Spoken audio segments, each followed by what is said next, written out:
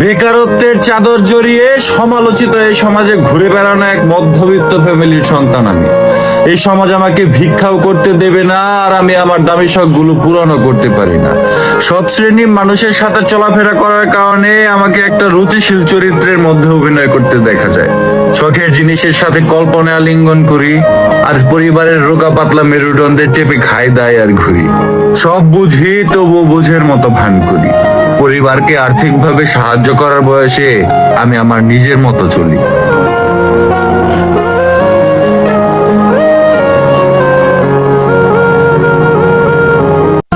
তুইও কারো প্রেমে পড়বি আমি দোয়া করি, তারপর তার মায়ায় পড়বি, তারা অন্ধের মতো বিশ্বাস করবি, তার জন্য রাস্তায় রাস্তায় অপেক্ষা করবি, তারা না পায়া জানালাবদ্ধ করে কান্নায় বুক ভাসাবি। ঠিক তখনই বুঝবি তরেও পাওয়ার জন্য কেউ এর চেয়ে বেশি কিছু করছে। আমি ধ্বংস। এই জীবনে যতটুকু দুঃখ আমি পেয়েছি, সত্যি বলছি, তার এক বিন্দু পরিমাণও বহন করার শক্তি আমার ছিল না। কখনো চাইলেই কাঁদতে পারিনি, কখনো কারো কাঁধে মাথা রেখে বলতে পারিনি আমি ভালো নেই।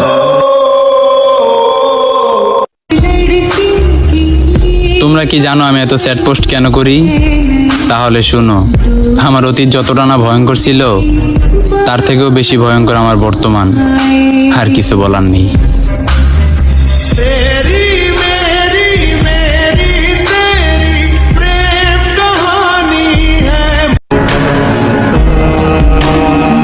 তুমি ছিলে চাঁদের মতোই সুন্দর, তবে তোমার ভিতরটা ছিল আগুনের মতো ভয়ঙ্কর। দূর থেকে চাঁদের মতো আলো দিলে, দূর থেকে ভালোবাসা শেখালে, আবার নিমিষে সব ভালোবাসাকে পুড়িয়ে ছারখার করে দিলে। তুমি ছিলে ফুল, তবে আমার জন্য ফুটনি। তুমি ছিলে প্রজাপতি, তবে আমার বাগানে উড়নি। তুমি ছিলে পাখি, তবে আমাকে গান শোনাওনি। তুমি ছিলে বৃষ্টি, তবে আমার দুঃখকে ভেজাওনি।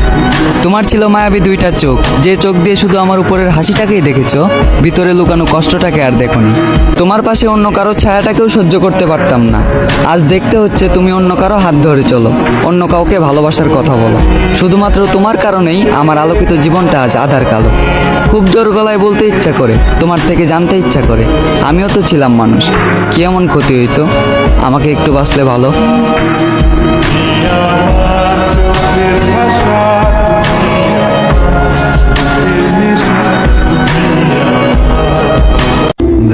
অনেকদিন পর নিজেকে নিয়ে কিছু কথা লিখলাম। ধ্বংসের দিকে তাকিয়ে মুচকি হাসি দেওয়া অদ্ভুত মানুষ আমি। হয়তো আমি পাগল, হয়তো অনুভূতির ভিতরে কোনো এক গভীর অতল দুঃখ বাসা বেঁধেছে। তবুও নিজেকে জোর করে হাসাতে শিখে গেছি।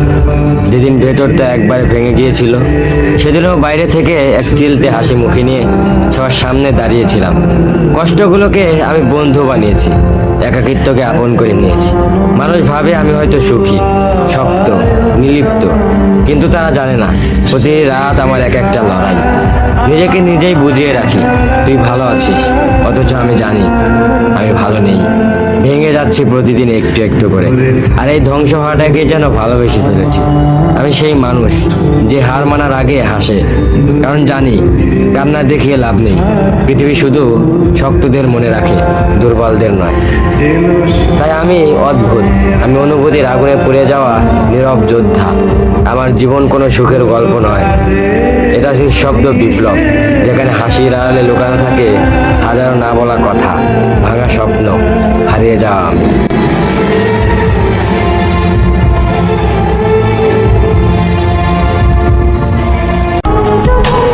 আমি ঘুমাবো বলতে বলতে রাত পার হয়ে যায়, তবুও ঘুম হয় না। ঘুমগুলো সব জমিয়ে রাখতেছি, একদিন এমন ঘুম দিব সেই ঘুম আর ভাঙবে না। আমি কথার আঘাতে ভেঙেছি বহুবার, উপরে হেসেছি কিন্তু ভিতরে হাহাকার। তুমি দিলে কষ্ট, আমি হলাম নষ্ট। তোমাকে ভালোবেসে করেছি ভুল, আমি তো জানতাম না তুমি যে অন্য গাছের ফুল। তোমাকে পাওয়ার স্বপ্নটা ছিল কুয়াশার মতো, দেখতে পেয়েছি কিন্তু ধরতে পারিনি। চাঁদের মতো আলো দিলা নগো দেখা, তোমার কথা আজও ভাবি আমি, তুমি ভাবো অন্যের কথা।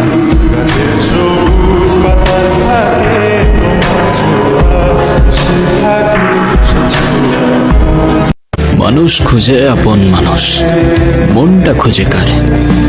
ও মন কোথায় পাবো সুখের দেখা, কোথায় পাবো তারে।